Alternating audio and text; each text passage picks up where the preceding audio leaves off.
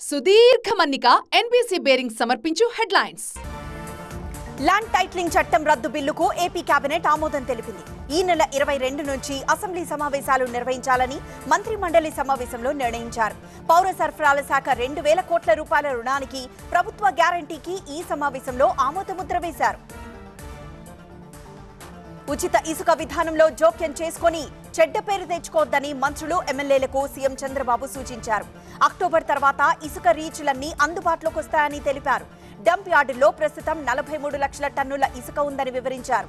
Cabinet సమావేశం తర్వాత ఆయన మంత్రులతో ప్రత్యేకంగా మాట్లాడారు. వచ్చే 3 నెలల్లో 1 కోటి టన్నుల ఇసుక అవసరమని తెలిపారు. లోటు బడ్జెట్ ఉందని గ్రహించి మంత్రులు పనిచేయాలని సీఎం కోరారు.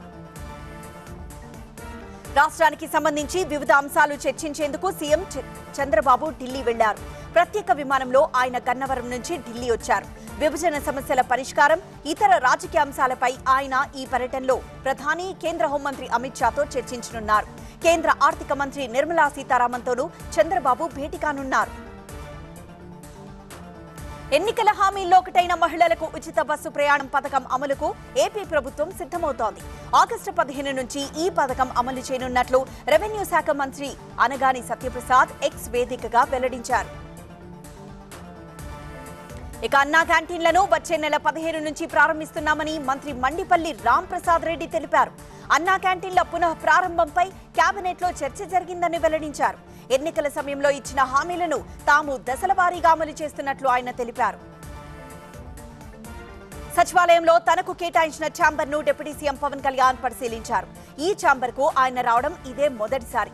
రెండో బ్లాక్ లో రూమ్ నంబర్ 211 ఆయనకు కేటాయించారు. టాలీవుడ్ ఆర్ట్ డైరెక్టర్ ఆనంద్ సాయి సూచనల మేరకు ఈ ఛాంబర్లో కొన్ని మార్పులు చేర్పులు చేశారు. గతంలో ఆర్థిక మంత్రి బుగ్గన రాజేంద్రనాథ్ ఈ పేషీని ఉపయోగించారు. రాష్ట్రంలో సంచలనం సృష్టించిన ముచ్చమర్రి అత్యాచారం కేసులో బాలిక మృతదేహం ఇంకా దొరకలేదని నంద్యాల ఎస్పీ ఆతిరాజ్ సింగ్ తెలిపారు. బాలికపై 3 మైనర్లు అత్యాచారం చేసి ఆ తర్వాత హత్య చేశారని వెల్లడించారు. మృతదేహానికి రాళ్లు కట్టి రిజర్వార్లో పడేశారని అన్నారు. 3 మైనర్లను అరెస్ట్ చేసినట్లు ప్రకటించారు. బాలిక మృతదేహం కోసం శ్రీశైలం రిజర్వార్లో గాలిస్తున్నట్లు ఎస్పీ వెల్లడించారు. తనను మించిన పాలనా అనుభవం ఎవ్వరికీ లేదని గొప్పలు చెప్పుకునే సీఎం చంద్రబాబు అధికారంలోకి వచ్చి 35 రోజుల్లో పెన్షన్లు తప్ప ఇంకా ఏమీ అమలు చేయలేదని మాజీ మంత్రి పేర్ని నాని విమర్శించారు. జగన్ను దూషించడం, శ్వేతపత్రాల పేరుతో కాలక్షేపం తప్ప ప్రజలకు ఏం చేశారని ప్రశ్నించారు. మాటలు కోటలు దాటాయి కానీ చేతల్లో ఏమీ చూపించడం లేదని విమర్శించారు. సంపద సృష్టించి ప్రజలకు పంచిపెడతామని చెప్పి ఇప్పుడు డబ్బులు లేవంటున్నారని పేర్ని నాని మండిపడ్డారు. తనకు వైసీపీలోనే అన్యాయం జరిగిందని మాజీ మంత్రి బాలినేని శ్రీనివాసరెడ్డి అన్నారు. ఏం జరిగిందో ప్రజలకు వివరిస్తానని తెలిపారు. భయపడితే భయపడేవాడిని కాదని, మంచితనానికి తాను లొంగిపోతానని ఒంగోలులో అన్నారు. వైసీపీ నేతలతో కలిసి టీడీపీ నాయకులు తనను అన్ని విధాలా ఇబ్బందికి గురి చేశారని బాలినేని తెలిపారు. సుదీర్ఘ మన్నిక ఎన్బీసీ బేరింగ్ సమర్పించు హెడ్లైన్స్.